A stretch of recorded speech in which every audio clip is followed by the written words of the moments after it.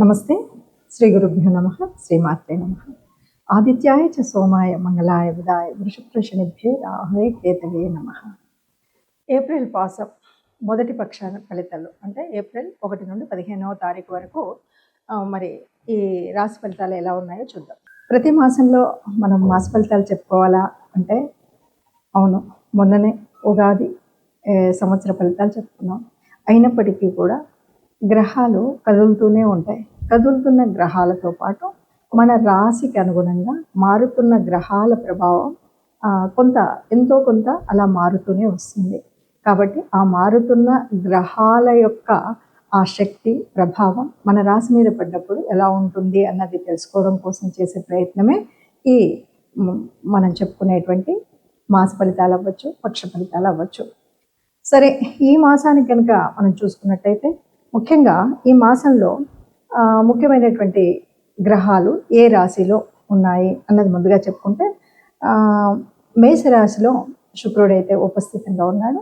ఆ తర్వాత మిథునంలో గురువు, ఇక సింహంలో కేతు, ఇక కాకుండా మనం చూస్తే కుంభంలో రాహు, ఇక మీనంలో దాదాపు మిగిలినటువంటి గ్రహాలన్నీ మీనంలోనే కనబడతాయి. అవి రవి, బుధుడు, కుజుడు, శని, ఈ 4 గ్రహాలు కూడా మనకు కనిపిస్తాయి. చంద్రుడు 2.5 రోజులకు ఒక రాశి చొప్పున కదులుతూ ఉంటాడు. మరి ఇలా ఉన్నప్పుడు ఈ గ్రహస్థితి ప్రకారంగా ఏముంటుంది, ఎలా ఉంటుందంటే ముందుగా అయితే ద్వాదశ రాశుల అందరికీ ఒక మాట చెప్పుకోవాలి.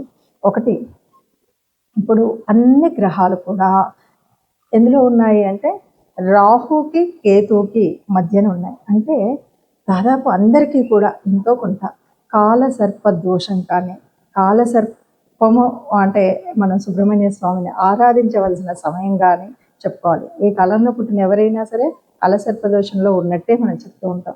దానికి అధిదేవత అయినటువంటి సుబ్రహ్మణ్య స్వామిని ఆరాధించడం అనేటువంటిది ముఖ్యమైనదిగా చెప్తాం. మరి ఇప్పుడు ఏప్రిల్ మాసం నుండి కొంతకాలం వరకు ఈ కాలసర్ప దోషంలో అందరూ దాదాపు అన్ని రాశుల వారు ఆ కాలసర్ప దోషంలో ఉన్నట్టే లెక్క. కాబట్టి వీలైనంత వరకు ఒక ముందు జాగ్రత్తగా వీలైనంత వరకు ఎక్కడైనా సరే సుబ్రహ్మణ్య స్వామి ఆరాధన, సుబ్రహ్మణ్య స్వామి దేవాలయాలను దర్శించడం, అర్చించడం అనేటువంటిది ముఖ్యమైన కార్యంగా చేసుకుంటూ మరి ఈ మాసం 2026 ఏప్రిల్ మాసానికి అసలు ఈ మాస ఫలితాలు ఎలా ఉన్నాయో తెలుసుకుందాం. తదుపరి రాశి సింహరాశి. సింహరాశి సప్తమంలో రాహు ఉన్నాడు, 8లో అష్టమంలో రవి, బుధ, కుజ, శని, అంటే అష్టమ శని ఉంది. అట్లాగే సప్తమంలో రాహు ఉన్నాడు కాబట్టి మరి పార్ట్నర్షిప్, అది జీవిత భాగస్వామి అవ్వచ్చు, ఇదవ్వచ్చు, ఉండి రకరకాల సమస్యలు వచ్చేటువంటి పరిస్థితి ఉంది.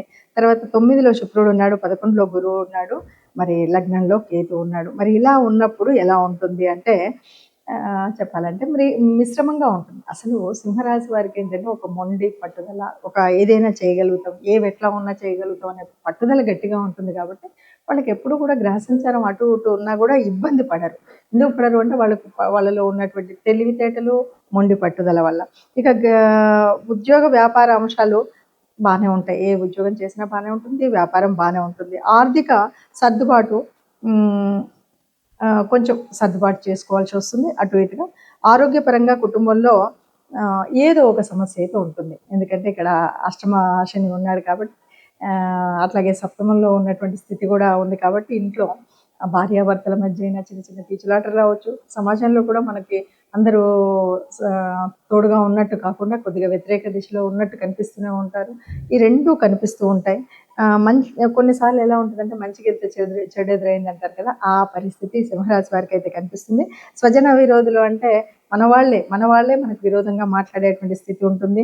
ఏదో లిటిగేషన్స్ అట్లాంటివన్నీ ఎక్కువగా కనిపిస్తాయి. మధ్యవర్తిత్వం అనేటువంటిది ఏదైనా మనం చేయాల్సి వస్తే మాత్రం చేయకపోవడమే మంచిది, దానికి దూరంగా ఉండడమే మంచిది.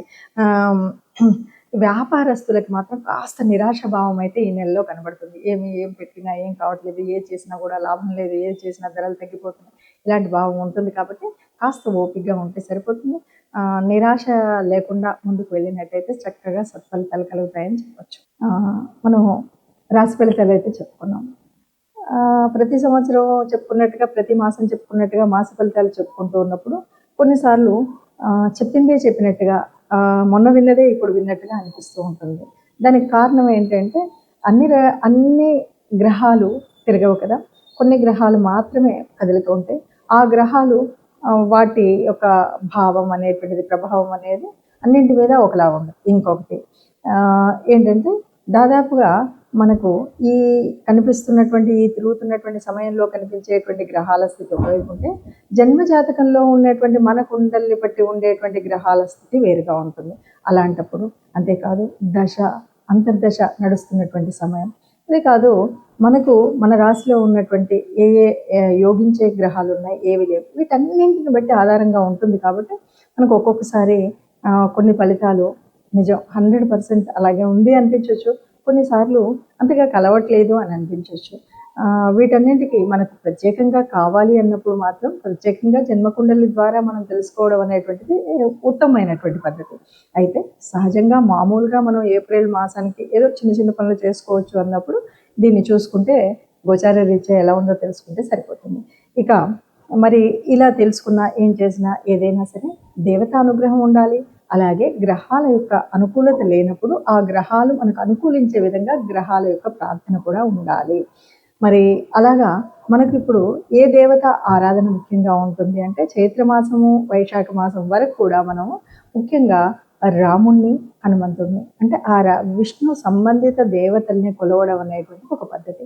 ముఖ్యంగా మనకి ఈ ఏప్రిల్ మాసము అంటే మనకు వచ్చేటువంటిది ఎలా ఉంటుందంటే చైత్ర వైశాఖాల కలిమేడిగా ఉంటుంది. కాబట్టి మనము ఆ దేవదేవుడు ఓ అవతారమూర్తి రాముడు ధర్మస్వరూపుడు కాబట్టి రామావతారాన్ని, ఇంకొక విషయం ఏంటంటే మనం చైత్రమాసం అంతా కూడా రామోత్సవాలు చేసుకుంటాం.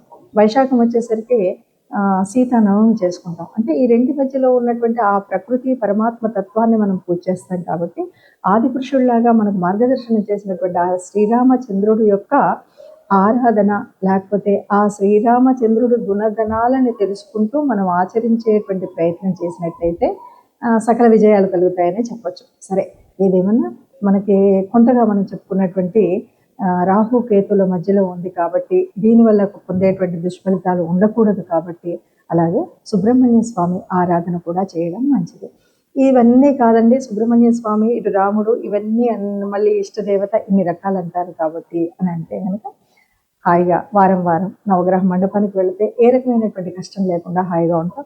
అన్నిటికీ మించి సర్వదేవతా నిలయమైనటువంటి గోమాత ఉంటుంది. కాబట్టి గోగ్రాసం ఇవ్వడం లాంటిది, లేకపోతే బీద దిక్కి ఉన్నప్పుడు దానం చేయడం అనేటువంటి వాటిల్లో ఏది మనకు వీలు అనిపిస్తే, ఏది సులువు అనిపిస్తే దాన్ని పద్ధతిని పాటించినట్టయితే ఎంత గ్రహాల యొక్క కలయిక కానీ, గ్రహాల యొక్క తీరు ఎలా ఉన్నా మనకి ఏ ఇబ్బంది కలగకుండా హాయిగా శుభంగా మనం బయటికి రాగలిగేటువంటి పరిస్థితి ఉంటుంది.